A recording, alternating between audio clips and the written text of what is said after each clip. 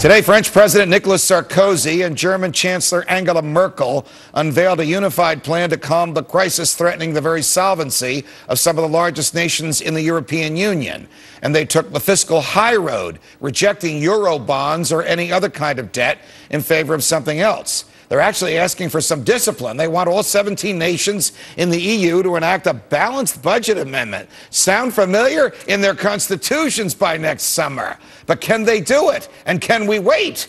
Here to discuss are my freedom fighters, Fox Business anchor, and my colleague Liz Clayman, Tara Dowdell, Democratic strategist, and Benjamin Powell, Suffolk University professor of economics and Independent Institute senior fellow. Liz Clayman, to you first. Were you surprised that they're willing to do this? You think they can pull it off? Well, they're saying that they're going to pull it off. The big surprise was that they didn't come up with a Eurobond solution. But in the end, if you have Sarkozy saying no and you have the chancellor saying nine, forget it. That was never going to happen. Markets were disappointed, but now they're coming up with these other stopgap measures. Listen, I thought when you were going to become a member of the Eurozone, you had to meet certain metrics, and then the whole thing imploded. They've got to get their act together. All right, so Ben, instead of what a lot of us feared, which was some sort of a common debt, which, as Liz points out, could never happen without the French and the Germans going along with it, they're going to try and get every country in Europe to do what none of them has ever done: change the fundamental law of the land to require a balanced budget. Is that a pipe dream?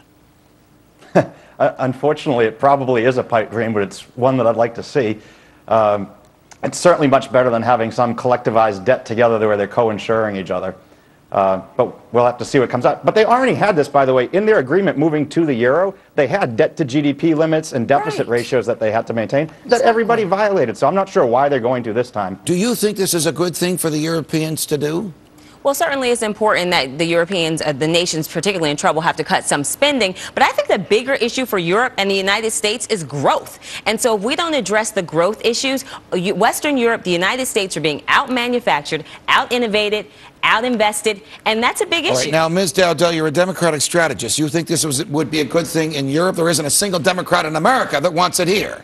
Well, we are supportive. Democrats, I think, by and large, understand we have to cut spending. Democrats are supportive of it. How we cut spending is where we part company with the Republicans, and how the debt is reined in is where we part company, not on reining it in. And also, we support measures to bring us back to growth. Does the EU split up over this, or does the EU get stronger and to do boundary lines, borders between nations get a little fuzzier? Those who are representing better behavior are trying like heck, Judge, to keep this together. I cannot foresee how certain nations such as Greece can stay in with this group, although they're trying. How can a nation like Greece or Portugal or even Italy or Spain come up with a solution like this? And if they don't have a balanced budget after their constitution requires it, what's the sanction? What's the penalty? What'll happen to them, Ben?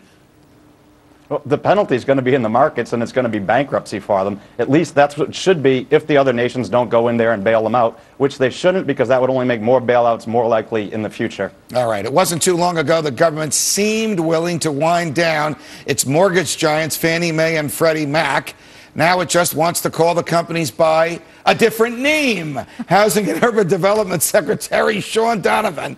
You know, either party could have done this. I know they're Democrats, Tara. Either party could have done this. And who else? Treasury Secretary Tim Geithner are pushing to keep the government's hold on the housing industry, squeezing out any hope for the mortgages to be left to the free market. So we changed the name of Freddie and Fannie to Susie and Jimmy, and suddenly they become good guys rather than trillion-dollar drains on the taxpayers? Well, Susie and Jimmy, as you call Fannie and Freddie, were not the only people that caused this financial crisis. They actually were sort of late to the party on this. Fannie lost market share because they weren't as involved in the subprime as the private sector. Does Wall Street like it when the president says something like this? Wall Street wants more mortgages eventually, but I believe that in the past, if you go back to the Clinton era, there was an undersecretary of HUD named Roberta Achenbert. I'm reading this book called A Colossal Failure of Common Sense by the guy who watched Lehman go under, Larry McDonald. Good title. And he pointed out that back then they were trying very hard to just get more mortgages. Forget the quality. They wanted to up the home ownership numbers. We've got to get away from that and stop with the government's Professor involvement in Powell, haven't we seen all of this before? Didn't our friend Tom Woods demonstrate in Meltdown that it was Fannie and Freddie basically saying,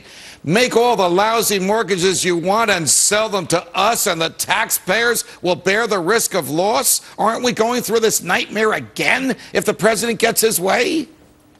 Yeah, I think that's a good book that you mentioned by Tom, and I will have to agree with Tara on this point, though, that it wasn't just Fannie and Freddie, but where the blame also goes is our Federal Reserve, a Community Reinvestment Act, and a whole host of demand-side stimulus from the federal government that pushed home ownership. We're in the collapse right now of the house that Uncle Sam built. The idea that we need to give Uncle Sam more powers to help in housing markets is just insane. Doesn't the president recognize history, that a planned economy produces far less prosperity than one that is governed by supply and demand? Well, I think I want to take a step back here. The Community Reinvestment Act, which is what we're talking about here. That's a Carter-era law that forced banks to loan money in neighborhoods where they ordinarily wouldn't go. Only depository institutions. So 80% of the banks and the mortgage entities that issued subprime mortgages were not under the Community Reinvestment Act. Technically, what she's saying is correct. It's not the sole cause, but that's one place where the innovation started going. Okay, but what the president wants to do, Liz, is more government involvement in an area of human behavior, mortgages, where the government has utterly failed as recently as 2.5 years ago. Stop the madness. We've got to stop this involvement. Now, some would argue, at least for fairness, the Community Reinvestment Act helped certain minorities who were getting completely shut out of the system